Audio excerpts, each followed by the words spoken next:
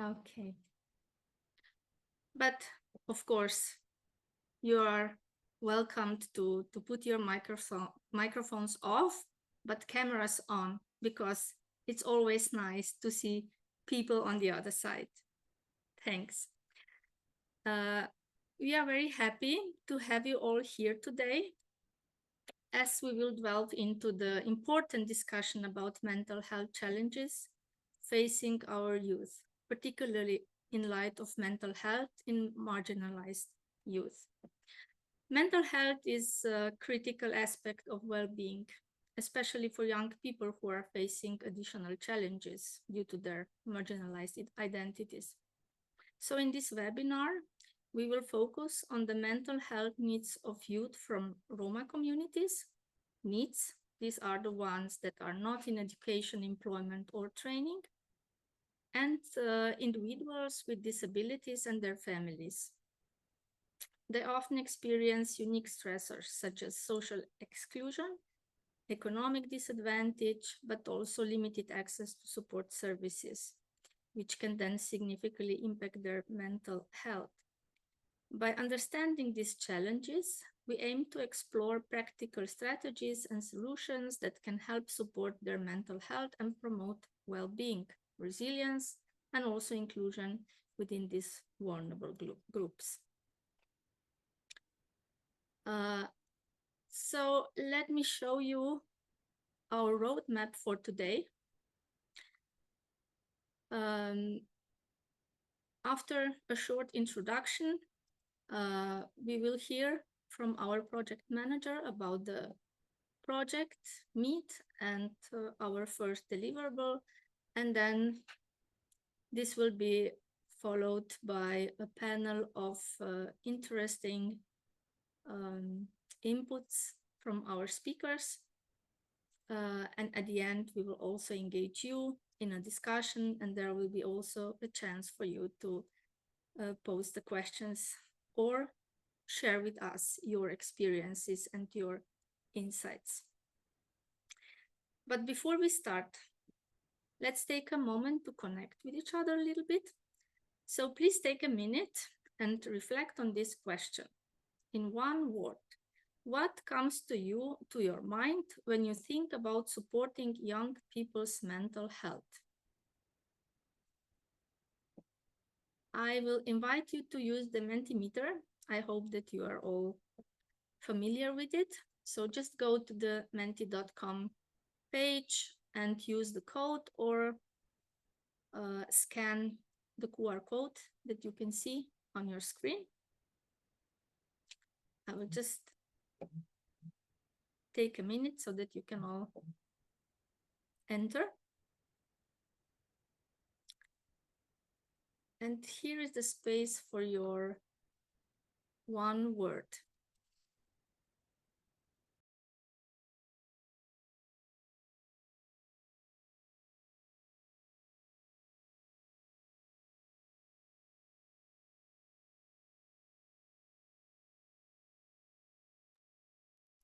Can you all access this first page? Yes, I think so. Yep. Okay, great, thank you.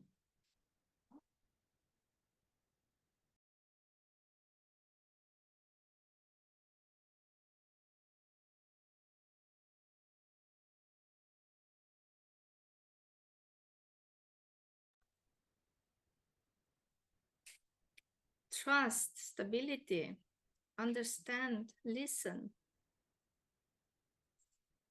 Very strong words. Respect, safety. Craziness, also connected to that. Addiction.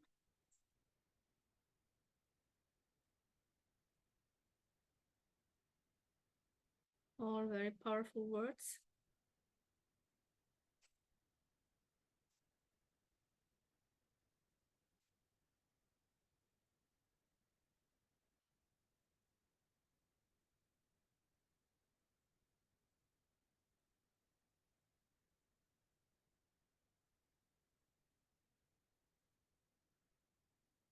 Friendship and support, yes.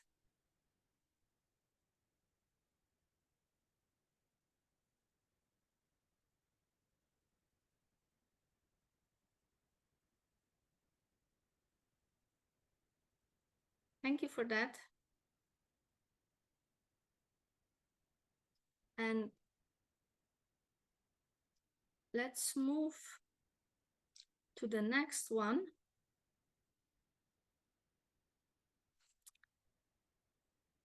Where we would like to know, how confident are you in understanding the mental health needs of marginalized youth? On a scale from 1 to 10, if you can indicate.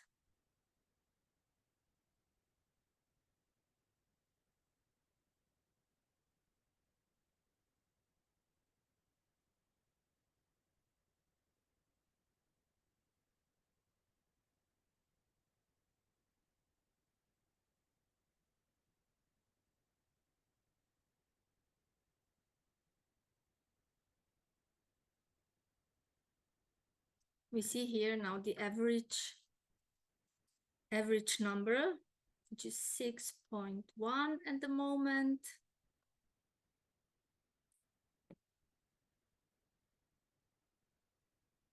Well, we do hope that by joining us today and listening to different practices of working with groups of marginalized youth, that this average score will move closer to 10. So let's hope. And as this webinar is a part of the MEET project, I'm pleased to introduce our first speaker, which is Michaela Bruckmeier from Social Innovation Center, Vienna, Austria. She's our project manager, and she will provide an overview of the MEET project. As part of this initiative, the first deliverable, the Youth-Centered Best Practices Catalog, has been developed. And this catalog highlights successful strategies for supporting the mental well-being of marginalized youth. And today's webinar is a great opportunity to explore these practices and also discuss how we can implement them to improve mental health outcomes for this group. So I will stop share now and invite Michaela to share her screen.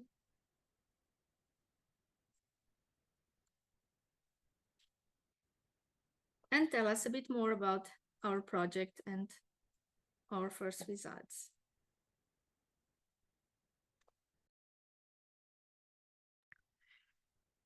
Hi, everyone. I hope you can hear me well and you can see my screen okay.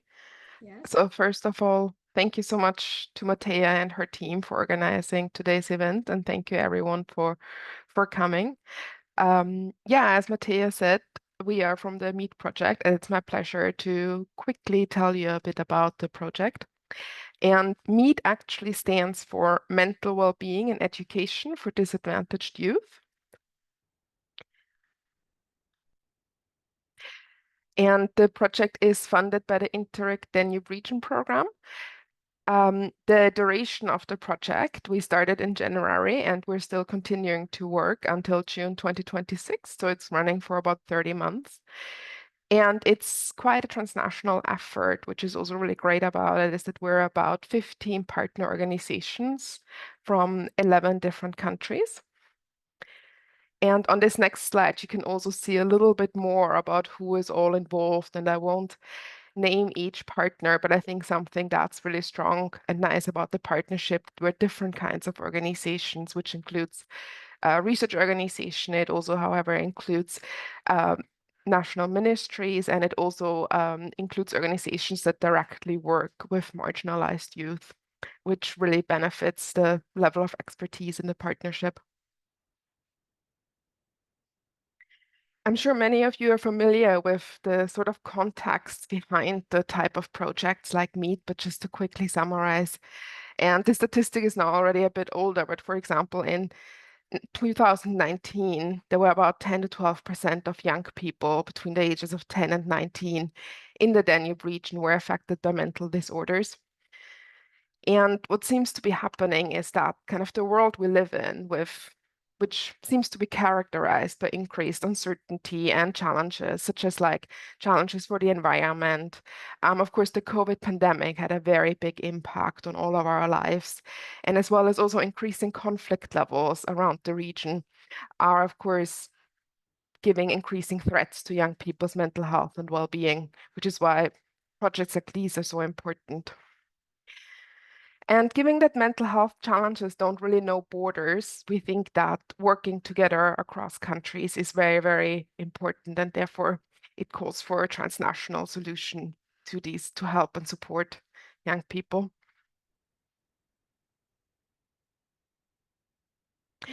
But so to go a bit into more detail about the objectives of SMED specifically, first, we aim to contribute to building capacities for youth mental health promotion in formal and non-formal education. We hope to provide training through the development of inclusive and innovative tools and materials for educators, social workers, and for youth at risk.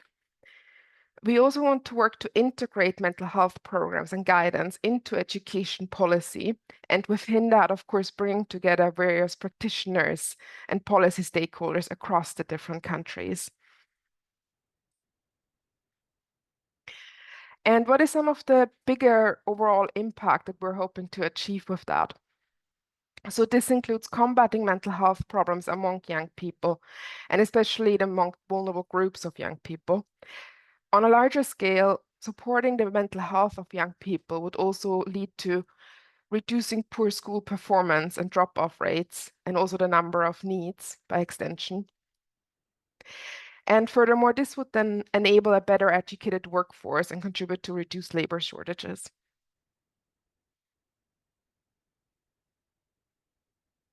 So across our 2.5-year period, the partnership will actually work to deliver quite a few different deliverables and outputs. And here on the screen, you just have an example list of some of the key deliverables that are some almost finished, some still in progress, and some still forthcoming. But some of them include the Youth-Centered Best Practice Catalog, about which I get to tell you a bit more in just a minute.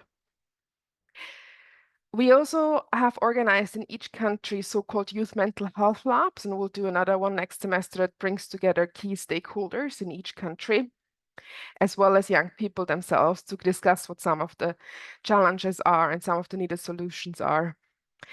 We have the webinar training series where we have at least one webinar in each period. So as Matthias said, this is our second one. And something that we will start working towards in the next few months is the creation and piloting of a toolbox for practitioners to support the mental health of young people. And at the same time, we'll also prepare some learning materials to be used by young people themselves. And eventually, because as we mentioned, one of the goals of the project is to also make sure that the outputs of the projects and developments reach the policy making level. We will also develop a Danube strategy for youth mental health in education, and also some local action plans to support the implementation of that strategy.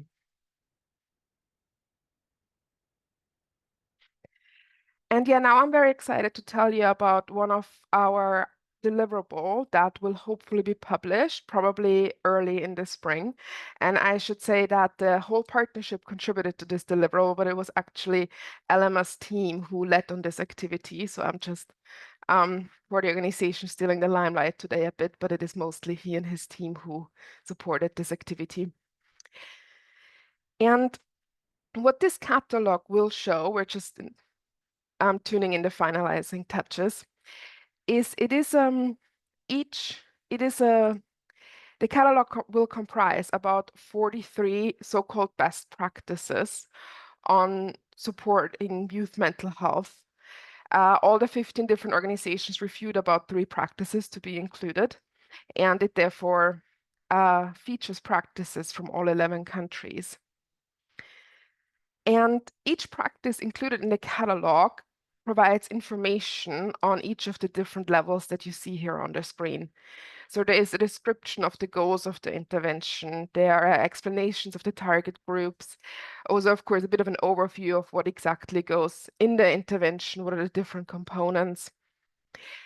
And It also features a brief explanation on how this particular practice compares to other practices that are currently ongoing or have been ongoing in the past.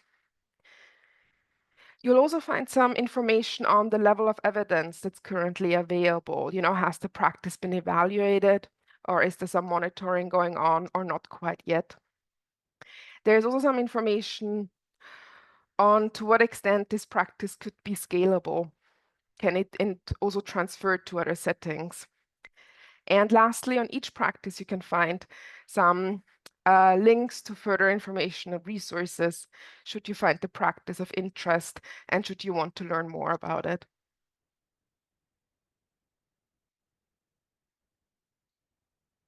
And the catalog is a really, really interesting and big volume, but so I'm just going to briefly give you some quick facts about it, which will hopefully entice your interest to learn more and to then go and review the catalog. But basically, of course, the practices, they might take place in different settings, each practice, but here on the screen, you have a bit of an overview into what kind of settings are covered. So, for example, quite a few take place in formal education, many, however, in non-formal education. About 16 are from the healthcare setting, 13 from social services, and the biggest chunk actually from youth care and youth work, some also from cultural services. And in terms of the level of implementation, most of the practices in the catalog were actually implemented on the national level, as you can see here, but many also on the regional level, 7 actually international level, which means they span 2 countries or more, and also some on the county level and 2 also just the very local municipal level. And as I mentioned before, the catalog for each practice, there's information sort of on the different components and aims and the goals of each intervention. And every intervention, of course, has a variety of goals, but some of the big, broad categories these types of interventions aim to address, you can see here on the screen. We have interventions reviewed that focus on, for example, reducing stress on, or just in general, helping with stress management. Other practices focused on helping develop attitudes, norms, or values. Then further developing personal education or knowledge around mental health and other issues was also a big aspect. Developing health, life, or social skills, but also things like exercise, physical activities, nutritional behavior, and also addictive behavior are some of the topics covered by the practices. And yeah, I think that's all I am going to say as an introduction to our great panel. I'm happy to answer any questions about the project, perhaps in a discussion, but otherwise, at this stage, I'd like to hand over to Mattea and colleagues. Thank you. Thank you, Michaela. And thank you for presenting this great first result, which will be soon available also for dissemination. So keep following us to get it. And now I would like to present you Daniel Grebeldinger. He is Executive Director at Nevoparodimos Association, a Roma activist with over 18 years of experience in establishing and developing both Roma and non-Roma non-governmental organizations. Today, he will speak about how structural discrimination and long-term exclusion affect Roma young population. And please, Daniel, the floor is yours. Will you share any presentation with us, or? Actually, I was thinking with Laura if I prepare a PPT or I speak, but having just 15 minutes, I guess it's just a talk. Okay. Because, yeah. I can share on your timeline. Okay, thank you. When you Hello, were everybody. younger, right? On the What? picture. On the picture, you're a bit younger. I used to have even darker hair in the past. Yeah. Okay, Daniel. go ahead and tell us more about the Roma young people and their issues and barriers and solutions that you have to help them. Yeah, actually, there are many things which we should speak about when we speak about Roma young people mental health care. And coming from a Roma community where mental health was an issue which usually was a taboo, like if you have some mental health problem or you take some pills which are connected with your head, you're a crazy person. In time, I understood that it's not really like that, and many crazy people are living around which don't need to take pills. But yeah, when we speak about young Roma, there are some things which are influencing the mental health of those young people, and I think we need to understand a little bit the background, why it's happening thus and how it's happening thus, because when we speak about a person who was born in a community which always was an excluded community, and not just because some, I don't know, extremists were discriminating or they were meeting a person who hates Roma on the street, but having it like something structural, which is happening in the community, it's influencing a lot. And many times those people don't even understand that they have a problem, like a mental problem or something connected with the mental health, because they never see it like that. For them, many times it's like, it's how we are. And many things which maybe from outside we look at them like something normal or something what we don't understand, for them it's how they see life. And here I want to give just one single example, which I think it's very connected with the mental health of a person. It's how that person see himself. I have seen many young people which, when you tell them you should go to university, their answer is no, I cannot. But they never try to do that. And if you ask them why, because nobody from my family have done that, and it's not possible, that the university is not for Roma. And they see it like that because the society see it like that, and for them it's something what they don't believe that it's doable. Going on the other side, when we speak about mental health, as I told you, in the Roma community, this issue, it's a taboo, which affects also a lot the access to services which can help those people. And it's not just the fact that it's a cultural thing, but it's also the fact that because of the socio-economical background of many Roma communities, they don't have access, not even to the minimal medical services. Mental health being something which is already more advanced, like you need to go to specialists, which to have more meetings with you, to start the process of treatment and everything, which for many Roma, it's not accessible. On one side, because of economical reason, on the other side, because of cultural or personal, I don't know, projection of that person. I cannot be named a crazy guy or a crazy girl. At the same time, if we look back in the history, when we speak about the mental health of the people, of the Roma people, and here I think it's a big debate of, we don't need to forget that the Roma ethnic group, it's the group which faced the longest time of slavery in the history of humanity. Like they were slaves more than 500 years. And it's affecting a lot the thinking of the Roma community, the way how they see the things and the way how they refer to other things.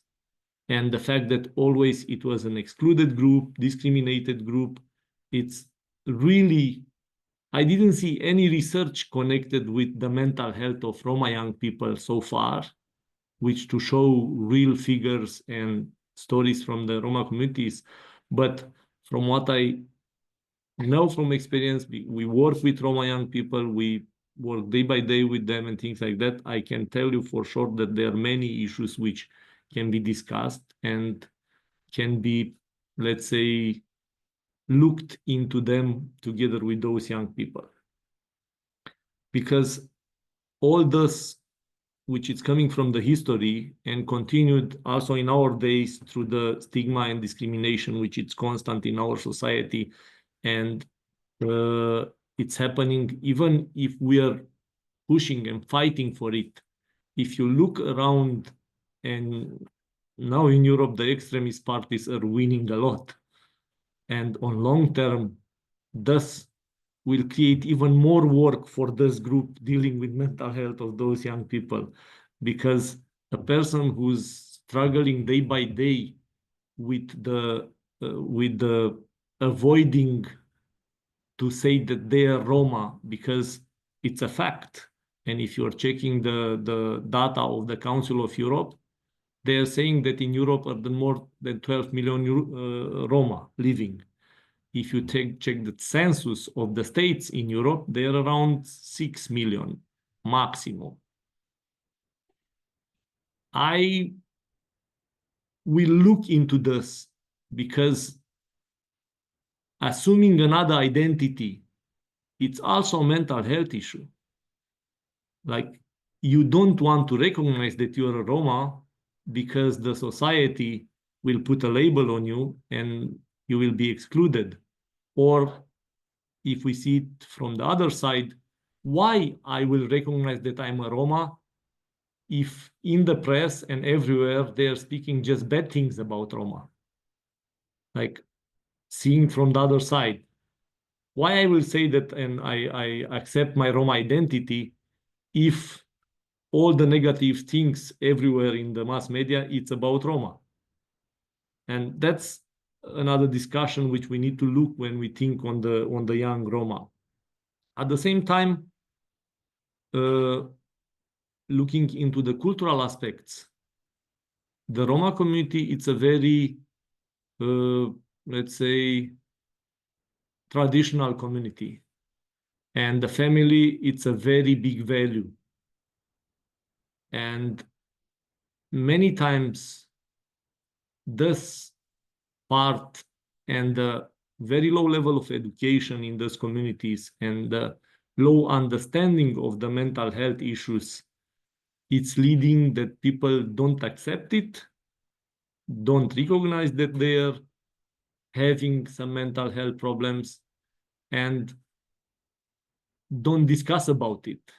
I know many Roma communities who are keeping it like a taboo, because I will not speak that in our family it's a crazy guy or a crazy girl, because it will affect all our family in the community. They will see us like the family which have this kind of problems. And in the Roma culture, the image which you have in the community or your family have in the community, it's very important. Actually, it's the most important. And this lead me to a explanation about, many people ask me why the Roma are building big houses, they're buying nice cars and everything. It's not because, I don't know, I want that the non-Roma see this. No, it's about I establish my status in the Roma community. And many times this, it's also something what, if we look into the mental health problem, it's very connected. Because if that family have a person which recognize that they have mental health problems, they will never come up to say, this is our problem or recognize it. because in the community they will be affected like image. There are many other things, like, I don't know, for example, when we speak about mental health of Roma young people, I was thinking today how and what it's influencing us. And one of the things which come in my mind, it's this generational trauma. Like if my grandmother and my grandfather were deported because the state decided that, not because in the Romanian case, it was not the Nazi who decided to deport the Roma in the concentration camp. It was the Romanian state. How I will have my relation with the society. And when in my community, they don't speak the Roma language because they are afraid to not be deported, it's affecting thus the mental health status of those young people or not. And thus, I think they're just some of the questions which we need to have in our mind when we are thinking to the mental health of the Roma young people. The time of 15 minutes, I guess it's very short to discuss this topic connected with Roma young people, because thus it's like a Pandora's box. If we start to discuss about it, it's connected with many things. And many of those things are because of the general society. It's not because, I don't know, Roma are different or because they want to be treated different. No, it's because they always wanted to fit and to accept the rules of the majority. And my understanding about this is that I need to understand also the values of the Roma community in order to understand their mental health status and how they differ to this. Because many times what is very important for the society or for a certain person, it's not so important or relevant for the other ones.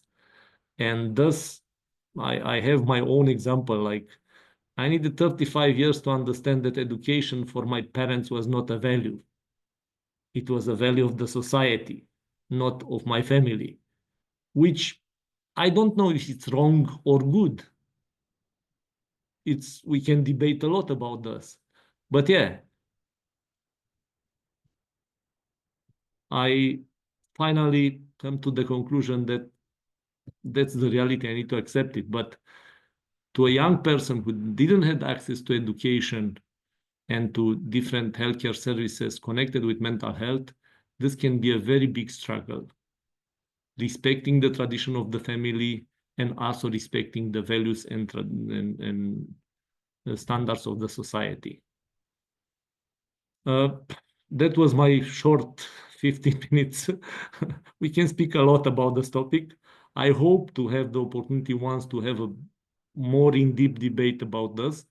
But as a conclusion, I think that the mental health of young people, it's shaped by a combination of social and economic challenges, discrimination, cultural expectation, and limited access to healthcare services.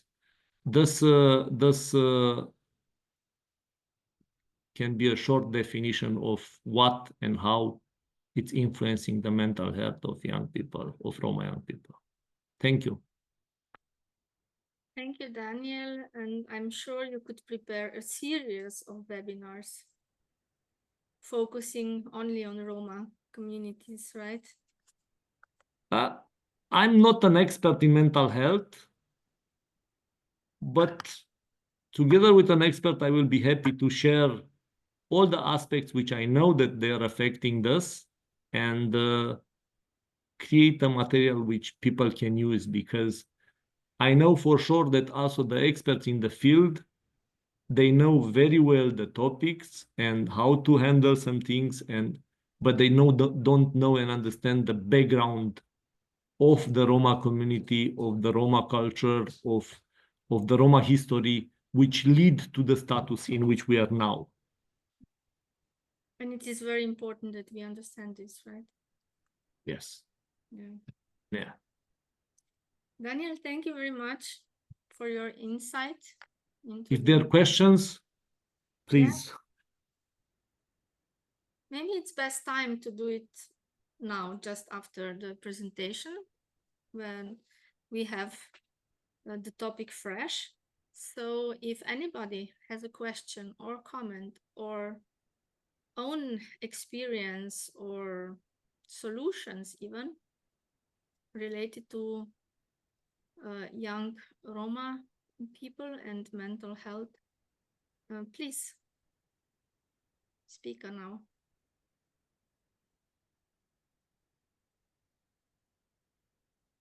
If not, you can also write something in chat if you want. But we will still have some time after all the presentations. And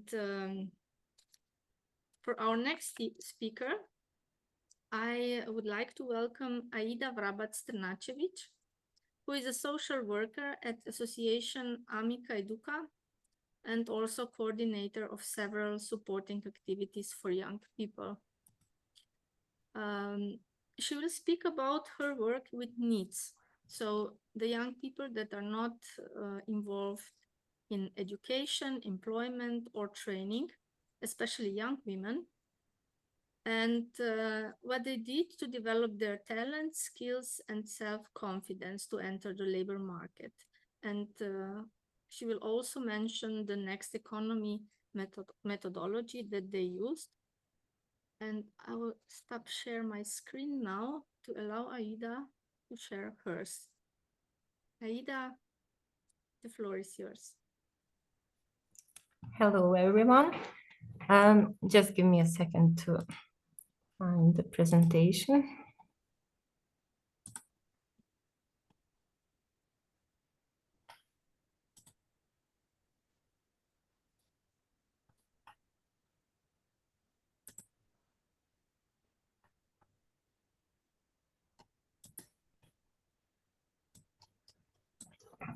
Can you see it? Yes. Good. Yes. So before I start with our project that we are implementing, I just want to mention small facts about Amica Educa. For those that are that didn't hear about us, we were established in 1996, and through the time we developed 3 programs: psychoeducation, psychological counseling center, and gender program. At the beginning, before the beginning of the pandemic, 4 team members were trained for use of the Next Economy methodology, which I will mention a little bit later, before the YEP project implementation in the period of 2020 and 22.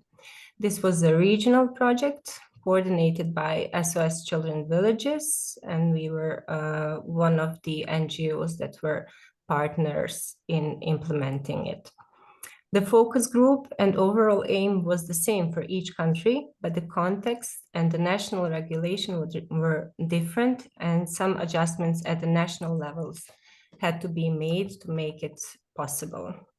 So you can also read about it in your best practices catalog, which Mihaela mentioned earlier. So I will mention some of the difficulties youth in Bosnia are facing. In Bosnia, there is state compliance with the important international documents, but their implementation is an issue. Youth in Bosnia in general don't have adequate opportunities and access to the labor market due to the lack of skills and qualifications, and are often long-term unemployed, excluded from the society, with low self-esteem, low social competencies, and poor support network.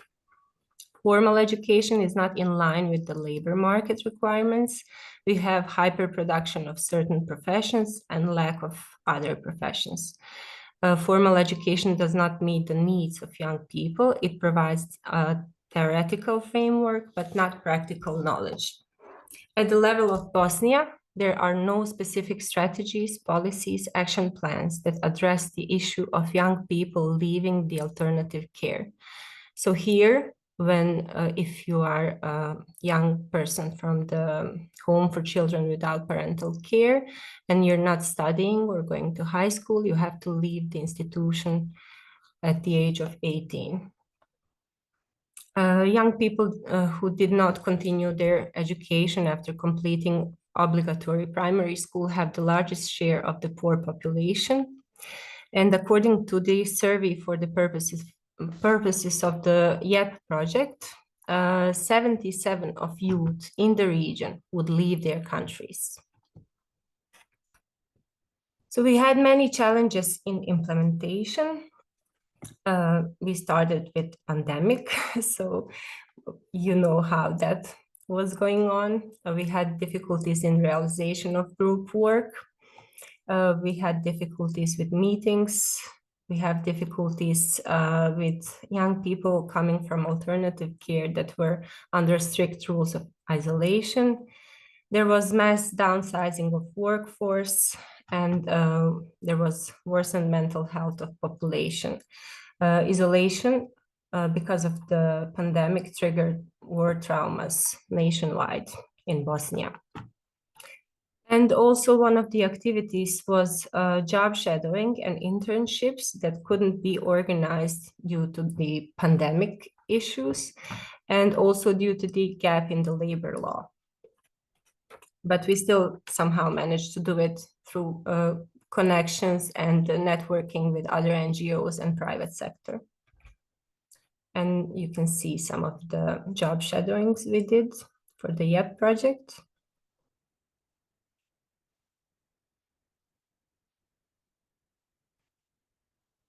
What we did, we also equipped one of the offices in our building with a laptop printer for those that didn't have these resources to use it for the active job search. And these were results of the YEP project. We had 51 young person trained. We held many coaching sessions. We managed to provide 7 vocational trainings, organized 37 job shadowings.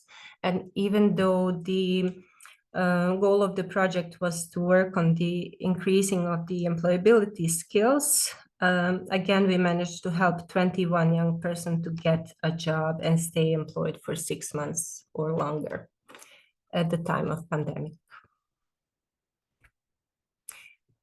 So after implementation of this project, we decided to upgrade it and modify it, to change a little bit the target group and to work with marginalized young women that often face unique challenges due to the combination of factors such as gender, socioeconomic status, ethnicity, sexual orientation, disability, and systemic discrimination.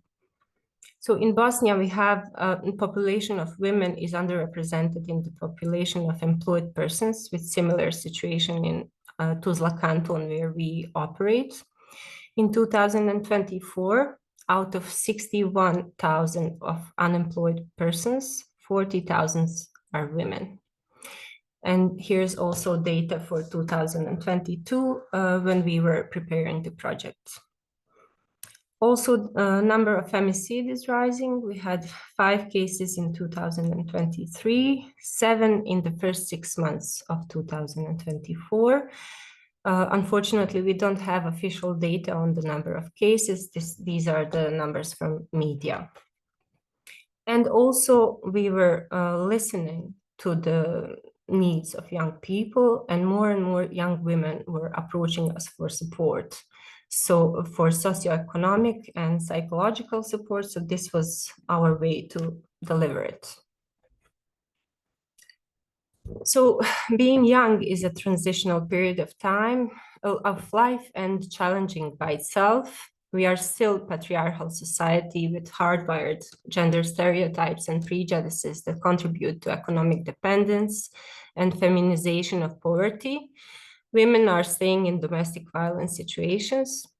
They are at increased risk of all forms of abuse. They face gender-based violence in relationships. We measure high rates of self-harm and suicide attempts among young women. There's economic inequality and poverty. They have no capacities for self-employment. Startups, the ones from alternative care, are at risk of becoming homeless. Ones living in poverty do not have access to the internet. They don't have computers, phones. They cannot use it for active job search, for the information about education, scholarship, volunteering, to connect with other young people. They cannot rely on welfare income as it is insufficient to meet basic needs, especially young single mothers with no free kindergarten services. There are no sufficient vocational trainings and retraining programs focusing on young women, and they face educational barriers, especially in rural areas. Sometimes they feel like the high school they finished is like a life sentence because they don't have opportunities for retraining. They are at increased risk of discrimination. They are being discriminated based on work experience. Most employers expect work experience, work skills, and expertise from young people. They face discrimination at job interviews with questions about family planning that is seen as possible risk of leaving the workplace due to the pregnancy or maternity leave. They are being fired from their jobs when they become pregnant. They have limited access to healthcare and mental health services. There's intersection of multiple forms of marginalization, for example, living in poverty, being a Roma woman or woman with hijab and with disability. They have limited social support or are excluded from public life. They lack of role models in their surroundings. They have poorly structured free time, which leads to addictions, delinquency, violence, and other risky behaviors. So that's why this is our upgraded target group.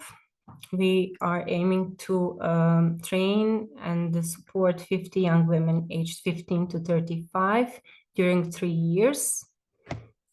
And here on the right side are some of the activities that I will mention later. So we use the Next Economy methodology developed by Aflatoon International from Holland. It contains 3 curriculums: life skills, employability skills, and coaching curriculum. And before we start training, we are going through the case management procedure with each of the participants. We do needs assessments. Together we develop individual plan, and it's different for the ones in school and ones actively seeking employment. And we are also conducting pre-tests on some of the training topics in order to have some data and to measure the learning outcomes at the end of the training. It takes a long time to do the case management procedure and before the group starts with work, but it gives them structure, and the individual development plans can be revised. They have freedom to redefine goals and monitor progress as they learn, and also helps us to navigate the process, to adjust, to form a homogeneous group. And these are the training topics of the basic life skills and employability skills modules, total of 23 sessions.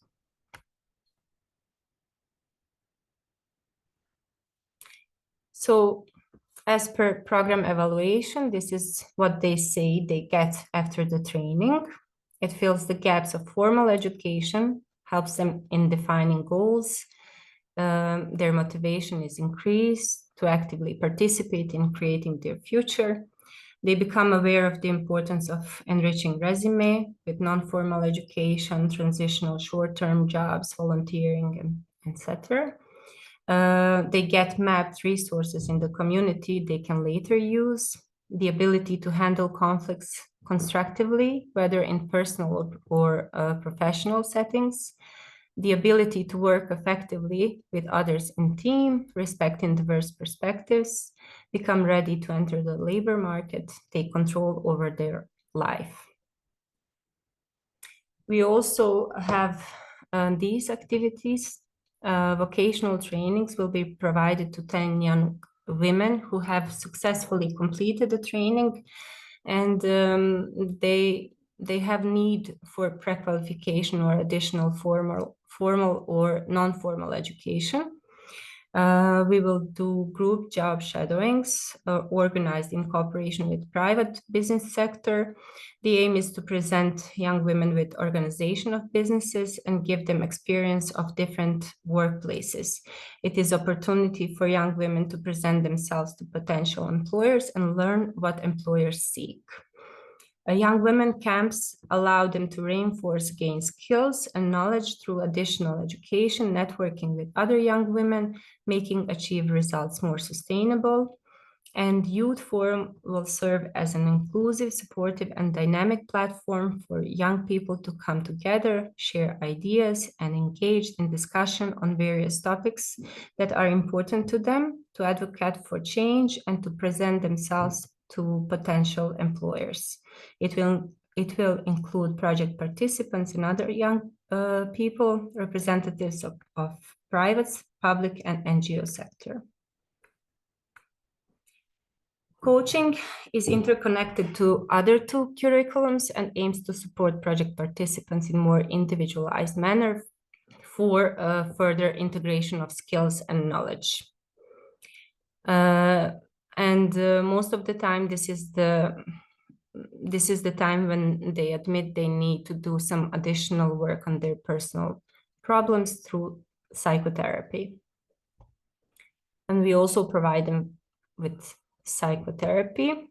And this is what evaluation shows, that they dealt with traumas, they learned skills for management of stress and anxiety. They build confidence and self-esteem and positive self-image. It helps them to become aware of gender and cultural interjects and stereotypes. They reflect on their values and goals. They improve coping strategies, especially in non-supportive and unstable society. They break free from negative thoughts and self-talk, work on their motivation, become resource and goal-oriented, show optimism, set priorities. They build psychological resilience. They are feeling heard, seen, loved, and protected, and sometimes it is for the first time. And they take responsibility for their actions and life. So some of the conclusions are that other initiatives for youth mostly don't have a component of mental health. They lack holistic and individualized approach during longer period of time. Methodology shows that it's applicable in a variety of contexts and can be integrated in formal school setting. Synergy of personal and business skills, in addition to improved mental health, will help them achieve long-term goals. By addressing their real needs, society can help young people thrive, build resilience, and reach their fullest potential. In this way, this kind of approach makes a long-term impact on society.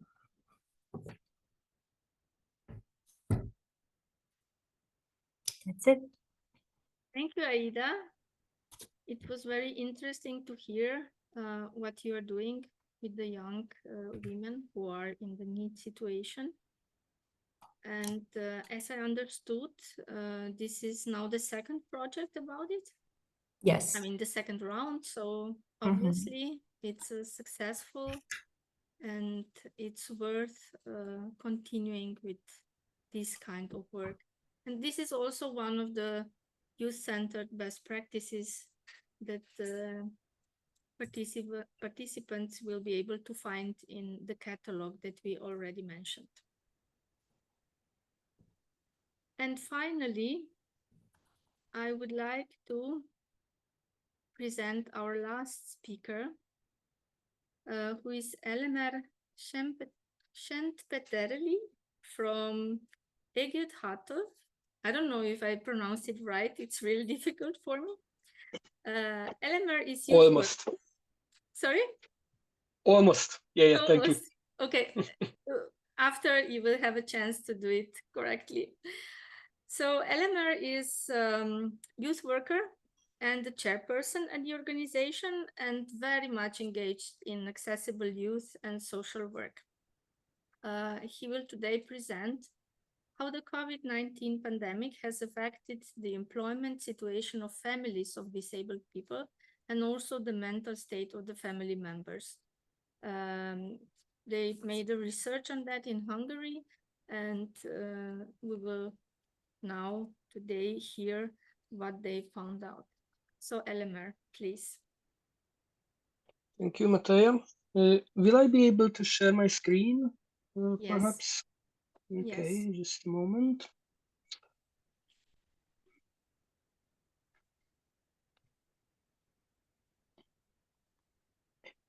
Okay.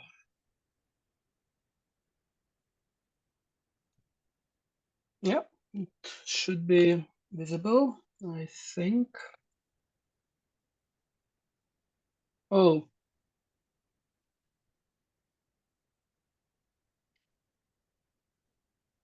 For some reason, No, it's there, but it's not the presentation mode. yeah, the problem is that my screen started to flicker, unfortunately, which is sometimes happening with my laptop. Sorry about the technical issues. Is it possible if I quickly send it to you so that you can put it on screen? Yes, of course, it's possible. Yeah, we can consider this a small coffee break. That is what I love about this kind of meetings, that either the microphone is not working or the screen sharing or like different other things. Okay, so just a moment and I'm attaching already. And you actually asked me to send it for this reason, so you had the foresight.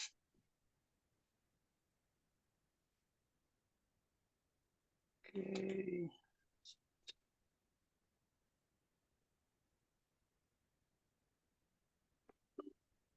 Did you send it already?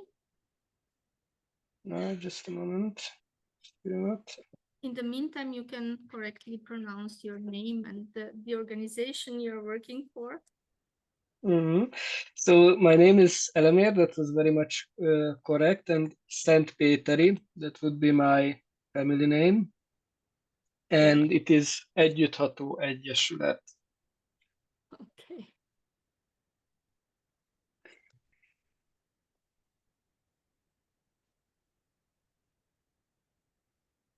Okay.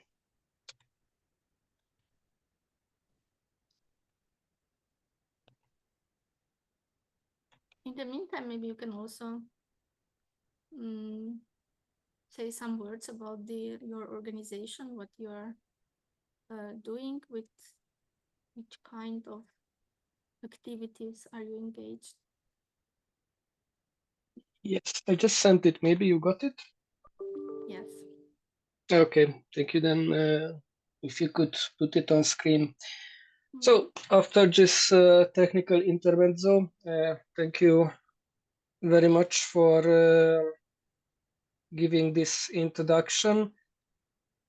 And yeah, about the organization, as you already told, that our organization is engaged in social and youth work. And what we are doing is that we offer free services which are extracurricular, so after the school. And we have two particular target groups. One is young people living with disabilities, and the other target group is Roma people. However, this slide is a little bit outdated because we used to have two locations in Hungary, one in the 4th district in Budapest, and the other one was in a smaller town in Gyöngyös, where there are two segregates where a lot of Roma people are living in very dire conditions. Let's summarize it like this. However, we had to close that department in Gyöngyös, and we opened a new community house in Budapest, which is striving to offer accessible youth services. In the next few slides, I will give just a context for the research I'm going to present.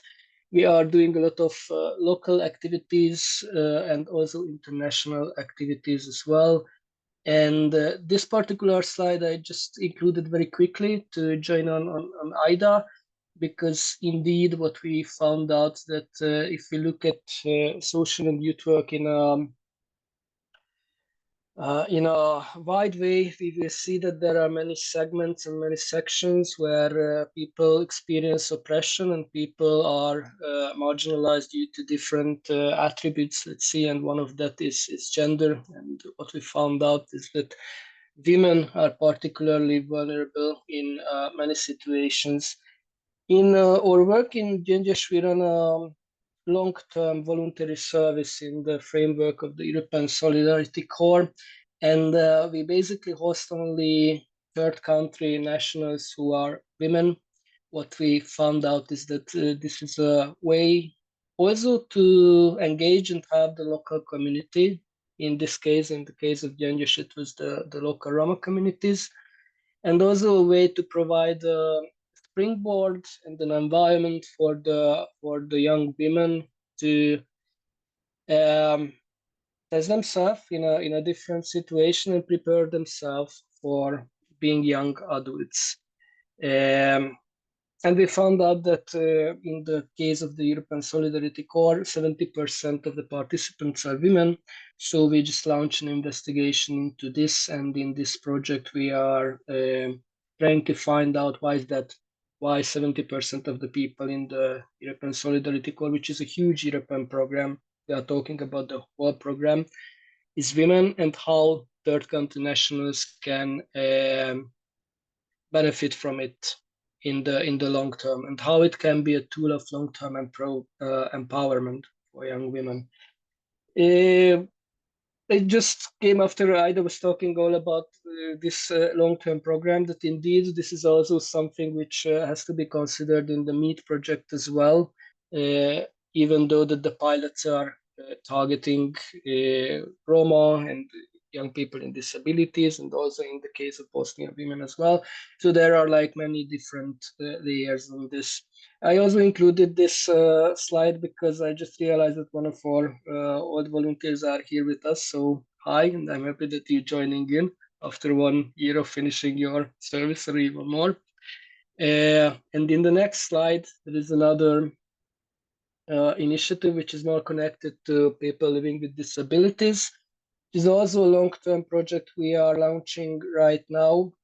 What we found out, and why I emphasize always that we are trying to do accessible youth work, is we also research how youth services in Hungary, Romania, and Greece, how accessible they are, how people with disabilities are participating in Erasmus Plus programs, and they are not really. So although most of these NGOs and organizations engaged in exchange programs and international youth work, they're all very open in general, in principles. However, when it comes to really involving young people living with disability, they usually say that this is something out of their capacities, because it needs like new resources to be brought in, and also time, money, and effort. And this is not something they can afford. So this program is a long-term program which we are just right now starting, and what it follows is to bring in young people living with disabilities and those who are not into a 2 years long-term program with scholarship, so that they develop a theater piece, and they develop research while doing this theater piece with ethnography, and then they approach youth organization across the country, also in Ireland and also in Italy, to try and motivate in this way youth organizations to understand better the needs and understand the pluses for them to open up really in an active way for young people living with disabilities. Because all these programs and European Union funding is excellent opportunities for young people for disabilities to be empowered and to be getting back into the view of society. However, if these are not reachable, then what? So this is why we focus with these projects on this. And then if you go to the next slide, which is a little bit, yeah, it's a less related project, but I just included it because then there is another layer program problem, and that is the online life, which can also give a chance for people living with disabilities to communicate, but it can be also a tool of separation of communities. So it's a double-edged sword. And for example, this project where we are just partners, so it's just an example. This one is concentrating on sex education and trying to provide information for young people, which is like fact-checked and is correct information. But I don't want to cover too much about this. So let's see why. What I want to discuss a little bit more in depth, if we can go to the next slide. So the title of my little presentation that I am the thirsty one, and then I will give a child to drink. This is a quote from one of the participants in our focus group, which we conducted to find out that those families which have children living with disability in their families, how the parents lived through the COVID period, and what was their interpretation of the situation, how they looked at it. And one of the participants was saying exactly like this sentence, that when we were talking about what is the relation between the parent and the kid, that it's so close and so symbiotic in a way that I am the parent, I am thirsty, but then I give the drink to the child because I cannot think of myself in this way. And it's just a very interesting way to summing up that most of the families, especially outside in the COVID period, they feel like one unit, which is rather separated from the rest of the society. And in the MEET project in particular, in Hungary, we are responsible to conduct like the pilot activities, and we will especially focus on people living with disabilities, and that will be also a nice challenge to provide a safe space for these young people so that they approach our community space and feel like at home. So let's see in the next slide that some of the premises which helps us understand how we can approach, even in youth or social work setting, approach young people living with disabilities on an equal footing, or even the families on an equal footing. And what we usually follow is thinking on disability as a construct, not as a hard fact, because it's not a natural phenomenon. If there is normality, we have normality because there has to be abnormality. So it is this binarity which defines many groups of marginalized people. And these are the power structures which push even a young woman or even a Roma person into a given corner. Who says that someone is the Roma? It is self-defined identity, or is it an authority of the state which is giving you a label? Who says that it is somebody is living with a disability? What is normality? How this is defined? And if we follow about the ideas of Foucault, then we will see that whichever groups have the power has the ability to create these groups and has the ability to define the field of the game. And in the case of people living with disabilities, the level of power and the families, the level of power is very low. Not because just of the disability, because of all the other connecting reasons. One of the reasons is that in many families where there is a disabled child, the father usually takes off. It's very, very common that the child is just staying with the mother. And if we look into like gender power schemes, we will see that it is usually the man who can bring in resources to the family. It is usually the man who can represent the interest of the family or fight with various institutions for their given rights, if they know about those given rights. Why I'm just giving these premises? What I'm talking about is basically a summary of a paper. And I will ask Mateo, maybe we can put on the website the full paper as well, because in 10 minutes, I'm not going to give you all the content of the paper. But if you're more interested in the literature background, bibliography, then of course you can just read it and spend some more time. And these are the premises which we used. And the final conclusion of these premises is that the disability is a very complex phenomenon, and it is not possible to have some statements which will apply to all kind of disabilities or to all people with different conditions, etc. Yes, thank you. And giving this disclaimer, just come to some of what the literature is saying about families which are including children living with disabilities. That it is very common that the parents are expressing disappointment related to the child's abilities. It is also common that siblings are shamed, criticize them because of the condition.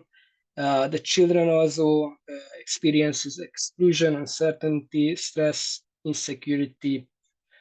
An important notion is over there that if there is an insecurity by the parents, it is going to be present also in the child.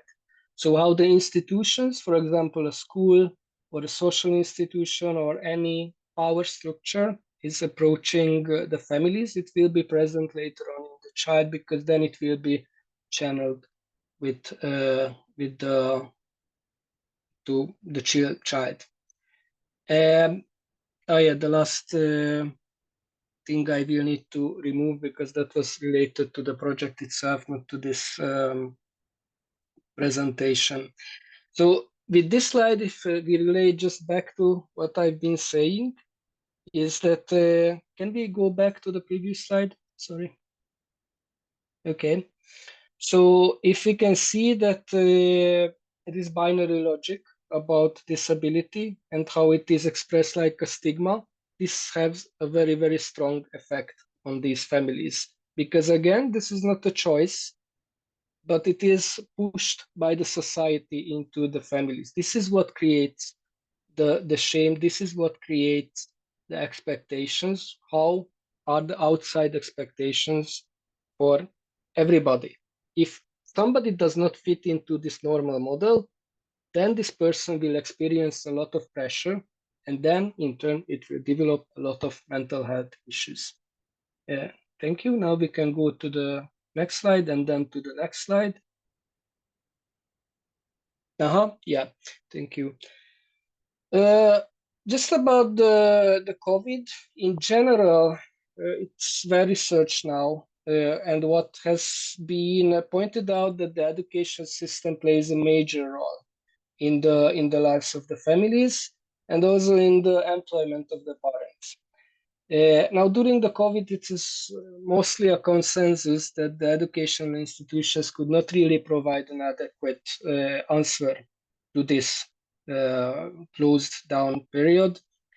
And what is the idea and what is the experience of the parents, those who are raising the children with disabilities? If we go to the next slide, it's not a huge research, not around the country, and it's not representative. It was one focus group where we invited parents who are raising people living with disabilities, because this was also a not really financed part of the project. We did it as some extra thing. If I remember correctly, the other partners did not even do the research part and just did the literature review. So we involved 4 parents in the interview, and 3 were having like double hats because they were also parents and teachers, youth, and social workers, which was an interesting addition to the focus group. And also it shows that many of the parents actually chose this field because they needed to learn this out in order to support their own family. So just an interesting addition. And we also had like 2 teachers. We can go to the next one. And what was the highlights is that these families had big difficulties in obtaining the diagnosis. There was a big waiting time. The whole system was generally inflexible and not supportive. After someone gets the diagnosis, there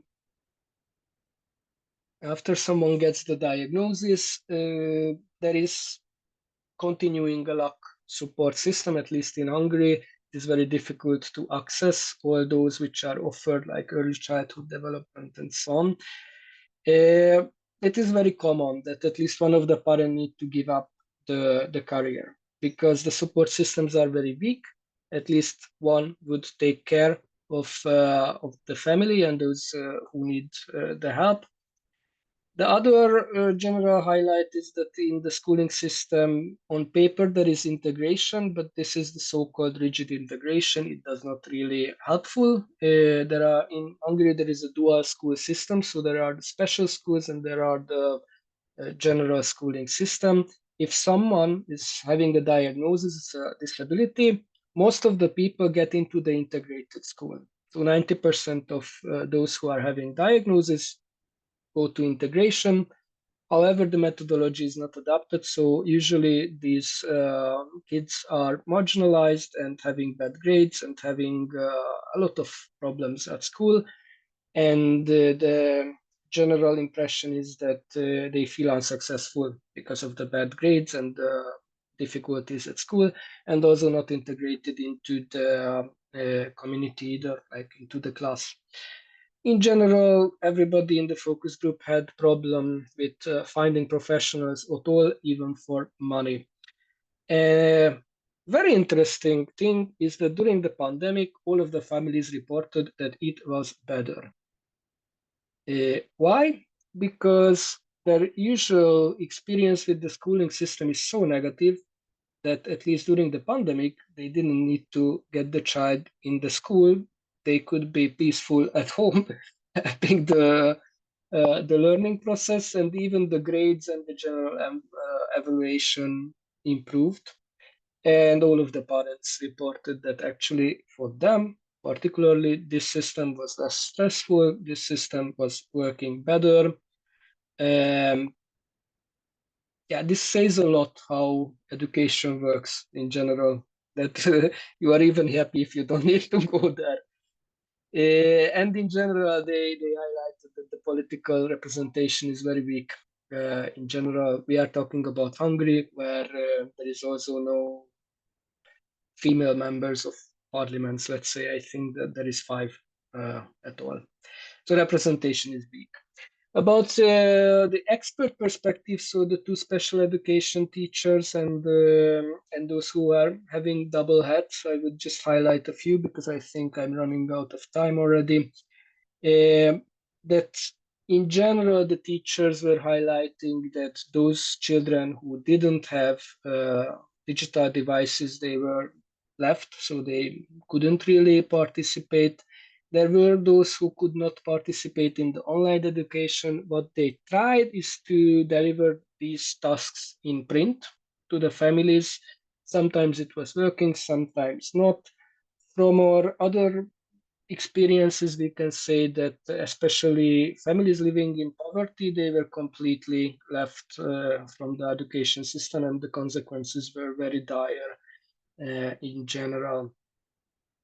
Also, there was a big point of discussion that the child need to do the task together with the parents. So what we could do is basically the education process got subcontracted in this period. Basically, without parent support, families living with children with disabilities, they had to do two tasks at once, somehow deal with the employment situation to do their job and earn the money, and also go in and provide heavy mentoring to also have the school tasks ready. And generally, what the teachers reported that in the second wave it was much smoother because they had experience. And then we could have the final slide about some of the suggestions. Yeah, can you put the, yeah, thank you. So there were some suggestions what they would do in order to improve the situation, and one was about outdoor programs, which is very enjoyable and would contribute to build the community and also feel part of the community in this way. They would think that it would have been helpful with an online tutoring of the parents so that how they can give proper support for their child. And of course, it would have been nice. In Hungary, there was no compensation of income. In some of the countries, there was. Now it's not a recent thing, COVID, but in Hungary, nobody cared about people losing jobs and so on. You had to deal with it by yourself. And all of the parents agreed that it would have been very nice to have some actual help during this very difficult period, but there was no. And of course, about the digital devices and the internet access, it would have been helpful if there was central programs. There were many NGOs who were helping this situation. Also, our NGO was providing tablets and internet access to the families. They did it together also with Mevu Parodimos, with Daniel, so it was a common project, let's say, but it was not a central one. So you can distribute, I don't know how many hundreds tablets, it won't be enough, and many families left alone in this. That's it. If you pass to the next slide, then we will, I think, upload the paper so you can read a little bit more about it. And I was just thinking to present this as a food for thought. What kind of challenges people can face, and of course, it's not the COVID period anymore, but this kind of crises can come easily. And what is more important is the relationship with the institutions, in this case, with the school, and how we can help easing this kind of pressure on people living with disabilities and the families. Thank you. Thank you, Eleanor. We heard today about pains of 3 different marginalized groups and see how difficult it is for them and how these barriers affect also their mental health. And for sure, in the youth-centered catalog, we have also a lot of solutions for that. But now, if there is a question for any of our speakers today, you are welcome to pose the question. But if not, because it's time when we promised to end, we did prepare some more questions for you, but maybe just the last one. If you can go back to Mentimeter and tell us, share with us one word that summarizes your key takeaway from today's session, that would be really great. Following this webinar, you will receive an email from us with which we will share with you the key takeaways of this webinar, but also ask you to fulfill the evaluation questionnaire. We can also share the material that Elemer mentioned, so the study for you to take a look. Some links to our website, but also social media channels where you can see what we are doing and what are our future plans. So yeah, so we will try to give you a goodie bag after, but we'll also ask you to evaluate today's meeting so that we can improve next time. Your opinion really matters. Okay, disability sensitivity. Yes, this is what we heard today a lot.